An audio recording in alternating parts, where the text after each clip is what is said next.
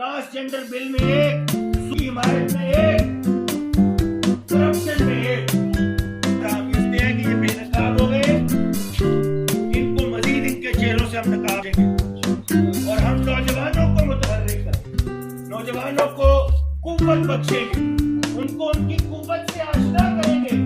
इस मुल्क का नौजवान अपनी ताकत से बेखबर है। सिराजुल हक साहब ने इसीलिए फैसला किया है कि 30 अक्टूबर को हम पूरे मुल्क से यूथ लीडर्स को इकट्ठा करेंगे और पूरे पैगाम देंगे कि हमें इन हुक्मरानों से, इन चोरों डाकुओं से अब कोई तवक्को नहीं है। इसलिए हमने ये स्लोगन दिया है कि खुद बनकर हुक्मरान, आओ सवारे पाकिस्तान। हम चाहते हैं कि नौजवान आगे बढ़े, इस मुल्क की बागडोर संभाले और जमात इस्लामी नौजवानों को एमपी और एमपी के टिकट दे रही है। पंजाब में 80%, 70% टिकट नौजवानों को दे रही है और जमात इस्लामी और सिराजुल हक ये समझते हैं कि आइंदा आने वाले दौर में इस मुल्क की जो 65% यूथ है, इसे एम्पावर किया जाए, इसे मुतहर्रिक किया जाए, इसे इनकी जिम्मेदारियों से आगाह किया जाए और इनको आगे बढ़कर अब इस मुल्क की बागडोर संभालनी है।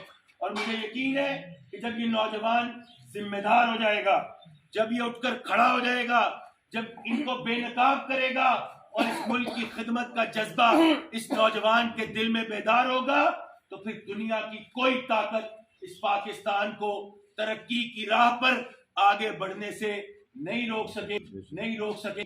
मैं आखिर में फिर तमाम दोस्तों को, सहाफियों का शुक्रिया करता हूँ, तमाम दोस्तों, नौजवानों को बिलखसूस 30 अक्टूबर दावत देता हूँ। अपने अहबाब को, दोस्तों को, रिश्तेदारों को, अजीजों को इकट्ठा करें। जितनी आपकी एनसीसी जहाँ अभी तक नहीं जा सके उनमें प्रोग्राम तय करें, वहां जाएं, लोगों को जमा करें। कोई क्रिकेट ग्राउंड, कोई फुटबॉल का ग्राउंड, कोई स्नूकर क्लब, कोई जिम ना बचे। जहां जहां नौजवान इकट्ठे होते हैं वहां जाएं, उनके लिए को पानी ले जाएं, को जूस ले जाएं, उनकी खिदमत भी करें, उन्हें इकट्ठा करके ये पैगाम उन तक पहुंचाएं। मैं अल्लाह से दुआ करता हूं कि अल्लाह आपकी जवानियों की हिफाजत फरमाए और इस पाकिस्तान के अंदर हमें अल्लाह और उसके रसूल का निज़ाम नाफिज करने की तौफीक अता फरमाए। व आखिर दअवाना अल्हम्दुलिल्लाहि रब्बिल आलमीन। परेशान है कि वो 2 वक्त की रोटी कहाँ से कमाएगा। रोटी का बंदोबस्त करता है तो मकान का किराया उसको परेशान करता है, किराए का बंदोबस्त करता है तो बच्चों की फीस उसकी जान को आती है और पकड़ दकड़ के वो सारा गुजारा कर ले तो बिजली का बिल आसमानी बिजली बन के उसके ऊपर बरसता है। और हम देख रहे हैं बड़े बड़े जलसे तारीख के, हम टीवी पे तो यही देखते हैं, बड़े जलसे हैं। किसी जलसे में आपको आटा, चावल, चीनी, गंदम, घी, पेट्रोल, बिजली की कीमतों की कोई बात आपने सुनी है आज तक? कोई बात सुनने को नहीं मिलती। एक नारा है हकीकी आजादी का और उस नारे का मतलब क्या है? बैनुस सतूर, माई बाप मैं नौकरी के लिए हाजिर हूं, मुझे वापस नौकरी पे भर्ती कर। बस गरीब मर रहा है, मर जाए, उसका बच्चा स्कूल जाने के काबिल नहीं रहा, ना रहे, मकान से उसको कोई निकाल दे तो निकाल दे, बिजली का मीटर कट जाए तो कट जाए। किसी पार्टी के अंदर ये जुर्रत नहीं है, क्योंकि ये सब आपस में मिले हुए हैं। तो कहता वो सूबे मनु मजा लैन दे, सूबे तू मजे ले जा, उथे मनु मौजा करन दे, इथे तू मौजा करी जा। इन्होंने आपस के अंदर एक पॉलिसी बनाई हुई है, टच मी नॉट, तू मनु ना छेड़, मैं तेनू नहीं छेड़ता। और ये सारी पार्टियां, जरा आप थोड़ा सा गौर करें, बज़ाहिर ये टीवी पे ऐसे भेड़ियों की तरह सींग फंसा के बैठे होते हैं, लेकिन ये एक हैं। ये IMF और अमेरिका की गुलामी में एक है। मैं सवाल करता हूं, जरदारी ने IMF से कर्जा लिया कि नहीं लिया? नून लीग ने, नवाज शरीफ ने लिया कि नहीं लिया? इमरान खान कहता था फांसी लग जाऊंगा, IMF में नहीं जाऊंगा, गया कि नहीं? तो क्या फर्क है? ये वाले डॉलर इस्लामी डॉलर सन, वो गैर इस्लामी डॉलर सन, फर्क क्या है इनमें? ये अमेरिका और IMF की गुलामी में। साबिक अमीर जिला राव अख्तर साहब, सदर जिला अहमद जमाल भाई, नायब सदर सूबा मलिक अकरम भुट्टा साहब, हमारे सूबे के मुझसे पहले सदर علی احمد ڈوگر صاحب، عزیز صحافیوں، دوستوں، نوجوانوں، السلام علیکم ورحمۃ اللہ وبرکاتہ۔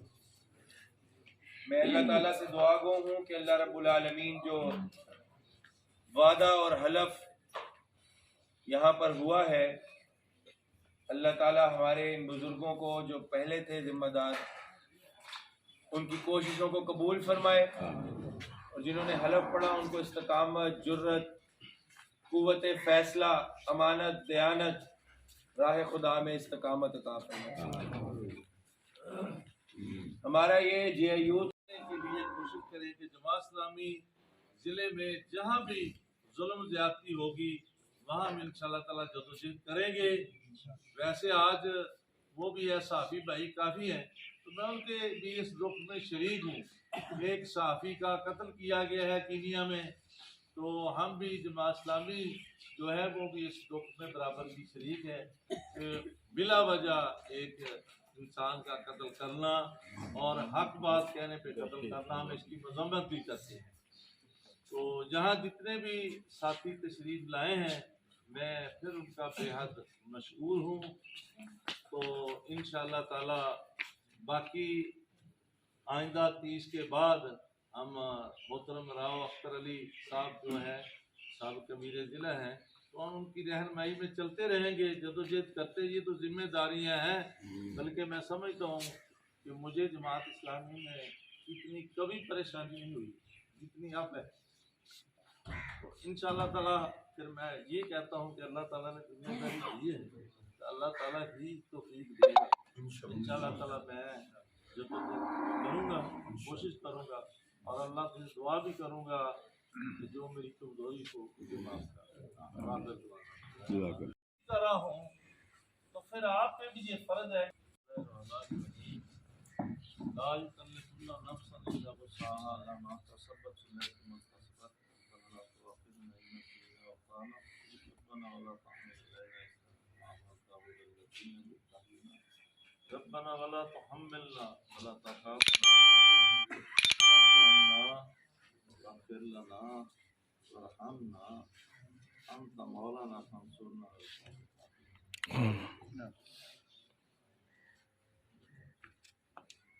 میرے انتہائی قابل قدر محترم راؤ اختر علی صاحب اور محترم مہمان خصوصی آج ہمارے درمیان محترم جبران بٹ صاحب موجود ہیں، اور صحافی برادری بھی کافی موجود ہے، جماعت کے ساتھی بھی کافی موجود ہیں۔ تو میں سب دوستوں کو یہاں تشریف لانے پر میں بے حد مشکور ہوں۔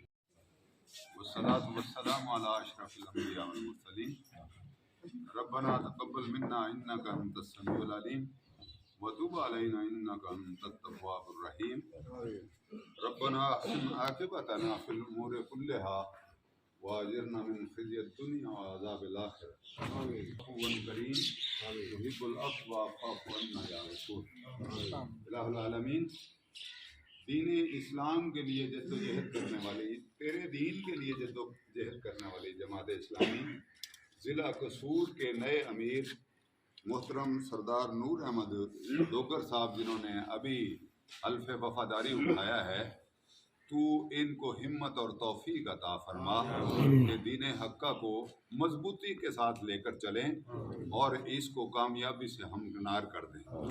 یا اللہ ان کے دل کو خلوص سے بھر دے، ان کو اپنے ساتھیوں کے درمیان عدل اور انصاف سے معاملہ کرنے کی توفیق عطا فرما۔ یا اللہ پاک جماعت کے پیغام کو آگے پہنچانے کے لیے دن رات جدوجہد کرنے کی توفیق عطا فرما۔ یا اللہ پاک اس جدوجہد میں جو کمیاں اور کوتاہیاں رہ جائیں، یا اللہ پاک تو ان کو معاف فرما۔ قیامت کے دن یہ کوشش اور جدوجہد ہمارے لیے توشہ آخرت بنا دینا، ہم کو اپنی رضا سے نوازنا، ہم کو رسول اللہ صلی اللہ علیہ وسلم کی شفاعت کبریٰ نصیب کرنا، کہ دست مبارک سے حوض کوثر سے جام پینا نصیب فرمانا۔ یا اللہ ہمیں بھی توفیق عطا فرمانا کہ ہم ان کے دست و بازو بنیں، ان کے ساتھ کھڑے ہوں اور اس دین کی کے لیے جو کوشش اور کاوش ہو اس میں ہم ان کے ساتھی ہوں، ان کو اچھا مشورہ دیں، ان کے حکم کو بجا لائیں اور اس طرح اس تحریک کو کامیابی کی طرف گامزن کر دیں۔ سبحان ربک رب العزت عما یصفون وسلام علی المرسلین والحمد للہ رب العالمین۔ حاجی محمد فرید، جسے جماعت اسلامی ضلع قصور کا امیر مقرر کیا گیا ہے، اللہ رب العالمین کو گواہ کر کے اقرار کرتا ہوں کہ میں اللہ اور اس کے رسول صلی اللہ علیہ وسلم کی اطاعت و وفاداری کو ہر چیز پر مقدم رکھوں گا۔ جماعت اسلامی کے نصب العین کی دل و جان سے خدمت کو اپنا اولین فرض سمجھوں گا۔ اپنی ذات اور ذاتی فن پر جماعت کے بعد اور اس کے کام کی ذمہ داری کو تدوں، ارکان جماعت کے درمیان ہمیشہ عدل اور دیانت سے فیصلہ کروں گا۔ جماعت کی جو امانتیں میرے سپرد کی جائیں گی ان کی اور نظم جماعت کی پوری حفاظت کروں گا۔ جماعت کے دستور کا پابند اور وفادار رہوں گا۔ اللہ تعالیٰ مجھے اس عہد کو وفا کرنے کی توفیق عطا فرمائے۔